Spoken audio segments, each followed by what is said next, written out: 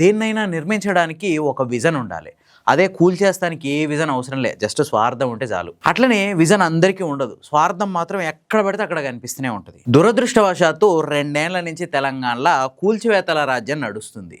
హైడ్రా, మూసీ సుందరీకరణ ఈ పేరుతోటి వందలాది మంది పేదల ఇండ్లను కూల్చేసిర్రు. అదొక అనంతమైన అంతులేని కూల్చివేతలు జరిగినాయి హైదరాబాద్లో. ఇప్పుడు హైదరాబాద్ పని ఒడిసింది, ఊర్ల మీద పడ్డారు. ఇంకా 2 ఏళ్ళు మిగిలింది కదా, ఈ 2 ఏళ్లలో ఏమేం కూల్చేయాలి అని చెప్పి ప్రణాళికలు చేసుకుంటుంటే నెక్స్ట్ స్టెప్ ఖమ్మంలో పడ్డది. ఈ ఖమ్మం సమీపంలో ఉన్న వెలుగుమట్ల ప్రాంతం మీద ఇలా కన్ను పడ్డది. ఇప్పుడు అక్కడ కూల్చివేతలు మొదలుపెట్టారు. అక్కడున్న భూదాన్ భూములల్లో 15 ఏళ్ల కిందటి నుంచి పేదలు గుడిసెలు వేసుకొని జీవిస్తున్నారు. మొదట్లో గుడిసెలు, తర్వాత ఈ పక్కా నిర్మాణాలైనవి, రకరకాల అనుమతులు వచ్చినాయి, ట్యాక్సులు కడుతుర్రు, కరెంట్ బిల్లులు కడుతుర్రు, నీళ్ళ బిల్లులు కడుతుర్రు. అన్ని కడుతున్నా కూడా ఇప్పుడు గవర్నమెంట్ ఏమంటుందంటే ఇది అక్రమం, ఇది అన్యాయం, ఇది గవర్నమెంట్ ప్లేసు, మీరు ఇంట్లో ఎట్లా గుడిసెలు వేసుకుర్రు, మేము వచ్చి కూల్చేస్తామని చెప్పి కూల్చేసిర్రు కూడా. ఇప్పుడు ఈ భూమిని ఎవరికో దారపోస్తానికి కావాలి, దానికే ఈ మొత్తం లొల్లంతా. ఇప్పుడు అక్కడ ఉన్న పేదల్ని దరిమేయాలి. అసలు ఈ భూమి ముచ్చటేంది, ఈ భూదానోద్యమం ఏంది, భూదాన భూములు అంటే ఏంది, ఆ భూములు రాష్ట్ర వ్యాప్తంగా ఎట్లా అన్యాక్రాంతం అవుతున్నాయి, ఇప్పుడు ఖమ్మంలో పరిస్థితి ఏంది, ఈ విషయాలన్నీ వీడియోలో చూద్దాం. వీడియో పూర్తిగా చూడండి, సబ్స్క్రైబ్ చేసుకోవడం మర్చిపోవద్దు. ఆచార్య వినోబా భావే, ఈయనది మహారాష్ట్రలోని రాయగఢ జిల్లా గగోదే అనే ఒక విలేజ్. ఈయన ఒక సామాజిక కార్యకర్త, సంఘ సంస్కర్త, స్వాతంత్రోద్యమకారుడు. ఈయన 1951లో హైదరాబాద్ స్టేట్లో ఉన్న తెలంగాణ ప్రాంతానికి శాంతి యాత్ర కోసం వచ్చిండు. ఎందుకు వచ్చిండంటే అప్పట్లో ఇక్కడ సాయుధ రైతాంగ పోరాటం జరుగుతుంది. పేదలు భూమి కోసం, భుక్తి కోసం, ఈ వెట్టి చాకిరీ విముక్తి కోసం విపరీతంగా పోరాడుతుర్రు. సో ఈ ఘర్షణని ఆపి ఒక సామాజిక పరిష్కారం తీసుకురావాలి, ఈ భూమి లేని పేదలకి ఏం కావాలి అనే దానికి ఒక సామాజిక పరిష్కారం తీసుకురావడానికి ఒక శాంతి యాత్ర కోసం ఇక్కడికి వచ్చిండు. ఆ టైంలో ఫస్ట్ వస్తూనే నల్గొండ జిల్లా భూదాన్ పోచంపల్లికి వచ్చిండు. ఇప్పుడు అది యాదాద్రి భువనగిరి జిల్లాలో ఉంది. అప్పుడు అక్కడ పేద దళితులతోటి ఒక మీటింగ్ పెట్టిండు. ఆ మీటింగ్లో వాళ్ళందరూ చెప్పింది ఏంటంటే, అయ్యా మాకు భూమి లేదు, భూమి ఇస్తే సాగు చేసుకొని బతుకుతాం అని చెప్పి వాళ్ళు చెప్పారు. దాంతో ఆయన అప్పటికప్పుడు ఒక నిర్ణయానికి వచ్చిండు. గ్రామంలో వేలాది ఎకరాలున్న చాలామంది భూస్వాములు ఉన్నారు కదా, వాళ్ళు కొంత భూమిని వీళ్ళకి దానం చేయండి, అట్లా వీళ్ళ సమస్య పరిష్కారం అయింది. అంటే ఎట్లాంటి కొట్లాటలు లేకుండా, ఎట్లాంటి పోరాటాలు లేకుండా ఒక శాంతియుత మార్గం ద్వారా భూస్వాముల దగ్గర ఉన్న భూముల్ని పేదలకి భూదానం అనే ఒక ప్రక్రియ ద్వారా తీసుకురావచ్చు అనేది ఒక నిర్ణయించుకున్నాడు. అప్పటికప్పుడు ఆ గ్రామంలో ఉన్న వెదిరే రామచంద్రారెడ్డి అనే ఒక భూస్వామి అప్పటికప్పుడు 100 ఎకరాలని పేదలకు దానం చేసిండు. ఆ తర్వాత మరి కొద్ది రోజులకి 900 ఎకరాలని పేదలకు దానం చేసిండు. ఇట్లా 1000 ఎకరాలు పేదలకు దానం కింద వచ్చింది. అప్పటి నుంచి అదే ప్రక్రియని భూదానోద్యమం కింద ఈ ఆచార్య వినోబా భావే దేశవ్యాప్తంగా విస్తరించిండు. ఇట్లా దేశవ్యాప్తంగా దగ్గర 40 లక్షల ఎకరాలకు పైగా భూమిని ఈ భూస్వాముల దగ్గర నుంచి సేకరించి పేదలకు పంచడానికి ఒక ల్యాండ్ బ్యాంక్ కింద క్రియేట్ చేసి పెట్టిండు. దాంట్లో చాలా భూములు అప్పట్లోనే ఆ భూస్వాములు ఇచ్చిన భూములు పేదలకు పంచిపెట్టిరు. కానీ ఆ తర్వాత చాలా భూములు పేదలకు పంచలే. దానికి కారణం ఏంటంటే, ఈ భూస్వాములు దానం చేసిన భూములు ఏవైతున్నాయో అవి రకరకాల పంచాయతీలలో ఉండడం, లేకుంటే కొన్ని పనికిరాని భూముల్ని కొద్దిమంది దానం చేయడం. అంటే కొండలు గుట్టలు ఉండి రాళ్ళు రప్పలున్న భూముల్ని దానం చేసేసరికి వాటిని ఏం చేసుకోలేక ఎవరికి దానం చేయలేకపోవడం వల్ల అవి అట్లా మిగిలిపోయినాయి.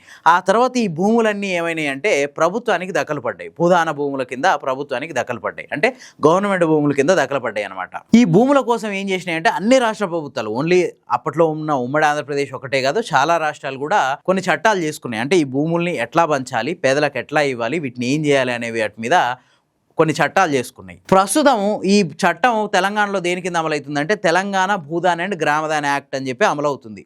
దీని ప్రకారం ఏంటంటే, ఈ భూదానోద్యమం కింద వచ్చిన భూముల్ని పేదలకు పంచాలి, అది కూడా భూమి లేని పేదలకు ఇవ్వాలి. ఈ భూముల్ని ఎట్టి పరిస్థితుల్లో అమ్మకూడదు. అంటే మనం ఇప్పుడు పేదలకు భూమి ఇస్తాం కదా, ఆ భూమిని ఎట్టి పరిస్థితుల్లో వేరే వాళ్ళకి అమ్మకూడదు. వంశపారంపర్యంగా వాళ్ళ పిల్లలకి, ఆ తర్వాత తరతరాలకు వాళ్ళకి అట్లా సంక్రమిస్తూ వెళ్తుంది, అంతే తప్ప దాన్ని అమ్ముకోవడానికి లేదు. ఇంకొక కీలకమైన విషయం ఏంటంటే, ఇందులో ఈ భూముల్ని కమర్షియల్గా వాడడానికి లేదు. ఖచ్చితంగా ఆ భూమిలో ఉపాధి పొందడమో, నివాసం ఉండడమో ఇట్లాంటివే చేయాలి. అస్సలు కమర్షియల్ అవసరాలకు వాడకూడదు. వీటిని కనుక కమర్షియల్ అవసరాల కోసం కంపెనీలకు దారాదత్తం చేస్తే అసలు భూదానోద్యమం చేపట్టిన ఉద్దేశమే నెరవేరదు కదా. సో ఇప్పుడు ఖమ్మంలో పరిస్థితి ఏందో చూద్దాం. ఈ ఖమ్మంలో ఇట్లని ఈ భూదానోద్యమం కింద ఖమ్మంలోని వెలుగుమట్ల సర్వే నెంబర్లు 147, 148, 149, 160లో ఉన్న దగ్గర 67 ఎకరాలకు పైగా భూమి అప్పట్లో భూదానోద్యమం కింద ప్రభుత్వానికి దక్కలు పడింది. దీన్ని వాస్తవానికి ఏంటంటే పేదలకు పంచాలి, అంటే భూమి లేని పేదలకు వ్యవసాయం చేసుకోవడానికి కానీ లేదంటే ఇళ్ల స్థలాలకు కానీ అట్లాంటి వాటికి పంచాలి. ఈ భూములలోనే దగ్గర దగ్గర 15 ఏళ్ల నుంచి పేదలు అక్కడ గుడిసెలు వేసుకొని జీవిస్తున్నారు. భూమిని పేద ప్రజలు తీసుకున్న ఆ భూమిలో డబ్బులు ఖర్చు పెట్టి ఆల్మోస్ట్ వాళ్ళ చెమటం దార పోసి ఇల్లు కట్టుకున్నారు, పక్కా ఇల్లు. వాటికి గవర్నమెంట్ ట్యాక్స్లు వసూలు చేస్తుంది, నల్లా కనెక్షన్లు ఇచ్చింది, విద్యుత్ కనెక్షన్లు ఇచ్చింది, ఇట్లా రకరకాల పర్మిషన్లు వాళ్ళకి ఇచ్చింది. ఇప్పుడు సడన్ గా వెళ్ళి ఈ భూములు పేదలకు వంచినవి కాదు, అక్రమంగా వీళ్ళు నివాసం ఉంటుర్రు, పట్టాలు ఇవ్వలేదు గవర్నమెంట్, ఇది ఒక రకమైన ఆక్యుపేషన్ అని చెప్పి గవర్నమెంట్ వెళ్ళి కూలగొడుతుంది. వాస్తవానికి భూదానోద్యమ ప్రధాన ఉద్దేశం అదే కదా, భూమి లేని పేదలకు ఇవ్వడమే కదా. అట్లే అక్కడ భూమి లేని పేదలే కదా అక్కడ ఆ స్థలాన్ని ఆక్రమించుకొని అక్కడ ఇల్లు కట్టుకొని జీవిస్తున్నారు. గవర్నమెంట్ వాళ్ళకి పట్టాలు ఇస్తే సరిపోద్ది కదా, అది వదిలేసి అక్కడున్న పేదల్ని తరిమేయడానికి ప్రయత్నం చేయడం ఏంది? ఇప్పటి వరకు ఏ ప్రభుత్వాలు కూడా ఆ దిశగా చర్యలు చేపట్టలేదు. కాకపోతే గత ప్రభుత్వాలు ఏం చేసినాయి అంటే కనీసం చూసి చూడనట్టు వదిలేసినాయి. కానీ ఇప్పుడు మాత్రం అక్కడున్న పేదల్ని తరిమేసి పెద్దలకు గట్టబెట్టడానికి ప్రయత్నాలు జరుగుతున్నాయి. ఇందులో భాగంగానే ఇప్పుడు ఈ వెలుగుమట్లలో ఉన్న ఆచార్య వినోబా భావే నగర్ మీదకి ప్రభుత్వం బుల్డోజర్లను తోలింది. ఇక్కడ రెవెన్యూ అధికారులు ఏం చెప్తున్నారంటే ఇది రాష్ట్ర ప్రభుత్వ భూమి, రాష్ట్ర ప్రభుత్వ భూమిలో ఎటువంటి పట్టాలు ఇవ్వకుండా ఎట్లాంటి అధికారికంగా వాళ్ళకి అలాట్ చేయకుండా పేదలు వెళ్ళిపోయి అక్కడ ఇల్లు కట్టుకున్నారు, ఇది ఆక్రమణ అంటున్నారు. అసలు రాష్ట్ర ప్రభుత్వానికి ఆ భూమి ఎక్కడి నుంచి వచ్చింది? భూదానోద్యమం నుంచి కదా, భూదాన్ భూములు కదా. భూదాన్ భూములు అంటే ఏంది? పేదలకు వంచడం కోసం సేకరించిన భూములే కదా. అందులో పేదలు ఇండ్లు కట్టుకొని జీవిస్తున్నారంటే ఆ భూదానోద్యమ ఉద్దేశం నెరవేరినట్టే కదా. అంతేకాదు ఈ ప్రభుత్వం ఎప్పుడో ఇట్లాంటి పితలాటకాలు పెడతాదని చెప్పి ఒక 4-5 ఏళ్ల నుంచి అక్కడున్న పేదలు కోర్టుల్లో కూడా కొట్లాడుతున్నారు. 2019లో 2022లో కూడా కోర్టులకు వెళ్ళిర్రు. అక్కడ కోర్టులు కూడా స్టేటస్ కో ఇచ్చినాయి. అంటే ఇప్పుడు ఉన్న వాళ్ళని లేపొద్దు, కొత్తగా ఆక్యుపేషన్ చేయకుండా చూడండి అని చెప్పి స్టేటస్ కోలు ఇచ్చినాయి. ఆ స్టేటస్ కోల్ని కూడా పక్కన పెట్టి ఆ ఇండ్ల మీదకి బుల్డోజర్ని తోలడం అంటే ఏంది? ఎవరి కోసం ఇది? అంతేకాకుండా 10 ఏళ్ల నుంచి ఈ రకరకాల పర్మిషన్లు ఇచ్చిర్రు, నల్ల కనెక్షన్లు ఇచ్చిర్రు, ట్యాక్స్లు వసూలు చేసిర్రు, విద్యుత్ కనెక్షన్లు ఇచ్చిర్రు. ఇవన్నీ ఇచ్చిన తర్వాత ఇప్పుడు సడన్గా వెళ్ళి రెవెన్యూ డిపార్ట్మెంట్ వెళ్ళి ఇవి ఆక్రమణలు అంటే ఏంది పరిస్థితి? అంటే ప్రభుత్వంలోనే ఉన్న వేరు డిపార్ట్మెంట్ల మధ్య సమన్వయం లేదు, అంతే కదా. ఇదంతా విషయం పక్కన పెడితే అసలు కమ్యూనిస్టు పార్టీలు ఇప్పుడు ప్రభుత్వానికి సపోర్ట్ చేస్తుంది communist party of India CPI. నిన్నగాక మొన్న మున్సిపల్ కార్పొరేషన్ ఎలక్షన్లో కొత్తగూడెం మున్సిపల్ కార్పొరేషన్లో పొత్తు కూడా పెట్టుకున్నారు. మరి ఎక్కడ పోయి ఈ కమ్యూనిస్టులు? పొద్దున్న లేస్తే భూ పోరాటాలు, రకరకాల పోరాటాలు, పేదల కోసం పోరాటాలు అంటారు కదా.